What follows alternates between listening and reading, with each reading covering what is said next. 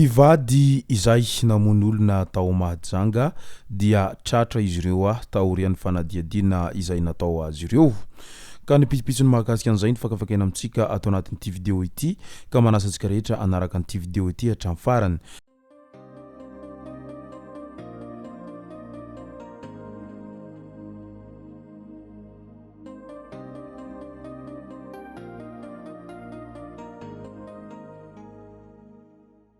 Azadino fini like ny vidéo antsika ary tsara voatrany miabone amin'ny chaîne antsika mba ahafahanareo manaraka tsy tabaka ny vidéo zay lefa nahito isan'andro tsy ampendrela moa isika fa avy hatrany tonga de vavany ndao ary ny tonga tsy miaraba hono na mantesitra ka dia faly miaraba isika rehetra mpanaraka tsy tabaka ny chaîne ity tenako amin'ny tiandroandroany ity araka n'izay efa natsipiko zay dia ny mahakasika anireo mpivady izay namono olona tany Mahajanga no tena iopanantsika atao anatin'ity vidéo ity fa mialohan'izay dia andao aloha resantsika ireto tsara ho fantatra manaraka ireto resaka ambalavelona cheze tsy mahavoakely morondava na tovonjomaika ny fampianarana noho ny fisiany trangana ambalavelona tamin'iny andro ny 17 Desambra iny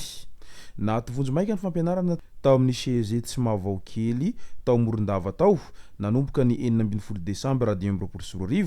hatramin'ny 5 Janoary 2024 ho avy zao tauriny fisehoana trangana ambalavelona izay nahakasika ny mpianatra maromaro tao an-toerana no antony izany fanapahan-kevitra izany raha tsy ivina mantsy dia manodidina ny 20 ireo mpianatra voakasika ity tranga ity raha ny fanazavana hatrany fanapahan-kevitra noraisina nandritra ny fivoriana izay notariny lehibe ny fampianarana ao Morondava niaraka tamin'ny prefet ny Morondava sy ny OMC mo izao fanapahan-kevitra izao mandritra izao fampiatona ny fampianarana izao no anatanterahana ny fanadihadiana ataony tompon'andraikitra any an-toerana any mitohy ny fandroahana devoly isan'andro na dia efa hita aza ny fivoaran'ny fahasalaman'ireo mpianatra izay voakasika ankoatr'izay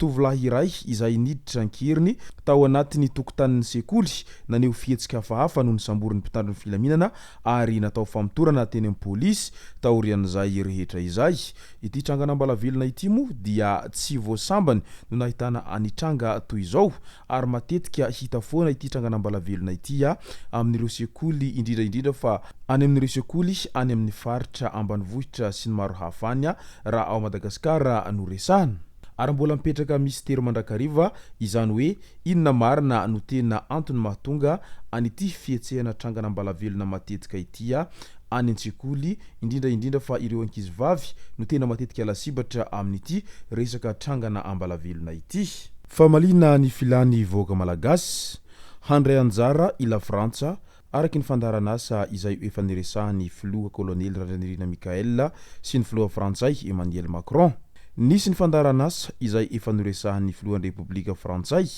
sy ny filohan'ny fanavaozan'ny Republikan'i Madagasikara nandritra ny resaka antarby izay nataon'izy ireo ny 7 Novambra 2024 lasa teo iny raha ny fanambarana nataon'ny masovo Frantsay ao Madagasikara ihany no resahana tetikasa ho famalina ny filany voaka malagasy izay no antony izany rehetra izany ao anatin'izay tetikasa izay lalankely telo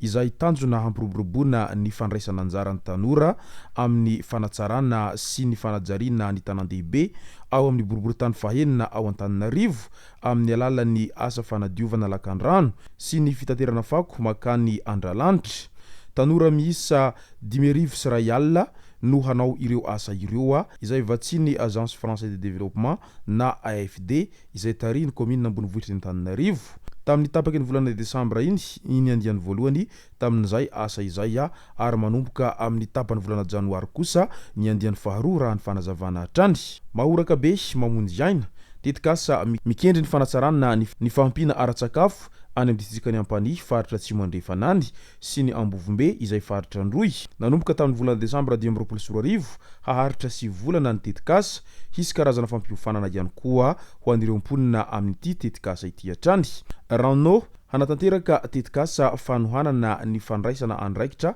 ataon'olom-pirenena eny fotony OMG Rano izay kendrena amin'izany ny fanatsarana ny fotodrafitrasa momba ny famatsiany rano ny fanadiovana sy ny fahadiovana manodidina ny Antananarivo Ireo vondrom-piarahamonina sy fikambanan'ny tanora no azo tombotsoa voalohany amin'izany ho tanterahana eo anelanelan'ny Desambra 2024 hatramin'ny Mai 2024 izany tetikasa izany. La chaîne de l'espoir tetikasa entiny ONG la chaîne de l'espoir hanamafisana ny fidirana amin'ny fitsaboana vonjy-taitra na soins d'urgence ao amin'ny hôpitaly Saint-Zoa sy ny Azera mandritra ny enim-bolana ho avy izao. Hahafahana mamatsy fanafody sy fitaovana ary kojakoja ara-pitsaboana ho an'ireo sampana vonjy-taitra roa ireo izany rehetra izany. Ankoatra izay, hisy ny fanohanana izay ho ataon'ireo mpitsabo sy ny mpiasa ny fahasalamana avy amin'ny hôpitaly frantsay izay hiara-iasa amin'ireo mpitsabo malagasy. Hisy ihany koa ny fanampiana ara-pitsaboana ho an'ny mpianatra amin'ny alalan'ny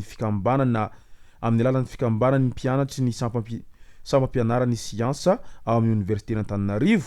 Nilaza ihany koa ny teo anivon'ny masovo frantsay fa hanolotra fanampiana arabola ho fikarakarana ara-pitsaboana ho an'ireo mpianatra efatra ao amin'ny sampam-pianarana siansa ao amin'ny Université Tamin'Ny izay naratra nandritra ny tolona nandritra ny volana septambra sy oktobra 2024 lasa teo iny.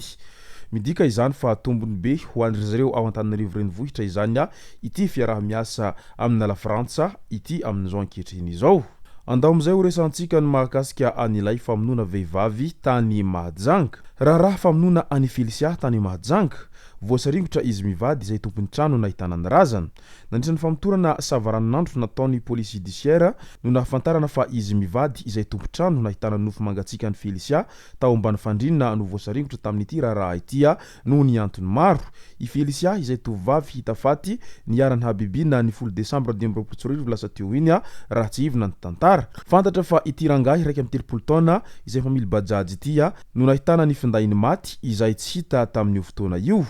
Nisy nahita ihany koa izy Mpivady ireo tolakandro tokony tamin'ny 4 ora sasany tany ho any ny kondo ny resaka elaela avy eo nalefa nody aloha ilay ramatoa ary nanaraka avy any orina ilay lehilahy. Raha ny loharano mbavao hatrany dia maherisetra ity rangahy ity ary efa nisy fotoana ny vadiny no efa nifatorany toy ny hatra tamin'ilay tompoko vavy Felicia. Samy natolotra fampanoavana izy ireo taoreny famotorana izay nataon'ny police pirenena tany Mahajanga tany ary ho andrasantsika eo izay mety ho toy ny tiraharaha famonoan'olona ity amin'izao ankehitriny izao. Midika izany fa tena efa mivadika biby n'olombelona amin'izao ankehitriny izao ary efa tsy misy olona azo itokisana izany satria mety ireo olona izay tena tokisanao ihany no mety hamono ka hahafaty anao ao anatin'ny fotoan-tsarotra sy ao anatin'ny fotoana tsy ampoizina izay ka aleo melimely mandrakariva ihany eo anatrehan' izany rehetra izany. Izay no masaka azo naroso tao anatin'ity video ity tompoko lasy tompoko vavy misaorantsika rehetra nanaraka an'ity video ity hatramin'ny farany. Aza dino ny milaiky ny videontsika ary tsara voatrany ny miabone amin'ny chaîne antsika mba ahafahanareo manaraka tsy tapaka ny video zay rehefa nahita isan'andro. Tompoko lasy tompoko vavy makasitraka dia mirary soa.